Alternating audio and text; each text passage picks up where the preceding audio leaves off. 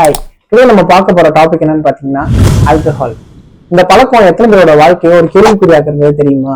பிறக்கும் போது யாருமே குடிப்பழக்கத்தோட பிறக்கிறது இல்லைங்க. அப்ப எப்படி இந்த குடிப்பழக்கம் ஆரம்பிக்குது? நான் பார்த்த 80% கிளைண்ட்ஸ் என்கிட்ட சொல்ற விஷயம் என்னன்னு பாத்தீங்கன்னா, நான் ஸ்கூல் படிக்கும் போது ஸ்டார்ட் பண்ணிட்டேன் சார். நான் ஃப்ரெண்ட்ஸோட சேர்ந்து ஜாலியா ஒரு ஃபன்காக ஒரு ஒரு கெட் டுகெதருக்காக நான் அடிக்க ஸ்டார்ட் பண்ணேன். ஆனா இப்ப என்னால விட முடியல அப்படின்னு சொல்லுவாங்க. சில பேர் நான் வேலை பார்க்குற இடத்துல என்னை பார்ட்டி கூப்பிடுவாங்க. அப்ப எல்லாருமே குடிப்பாங்க. அப்ப நான் மட்டும் குடிக்கல அப்படின்னு ரொம்ப லோவா பார்ப்பாங்க. என்னை ஒரு மாதிரி கிண்டல் பண்ணுவாங்க. அப்படின்றதுக்காண்டி நான் சும்மா ஸ்டார்ட் பண்ணேன். ஆனா இப்ப என்னால விட முடியல சார் அப்படின்னு சொல்லி நிறைய பேர் வருவாங்க. ஸோ இப்படிதாங்க குடிப்பழக்கத்தை ஸ்டார்ட் பண்றது.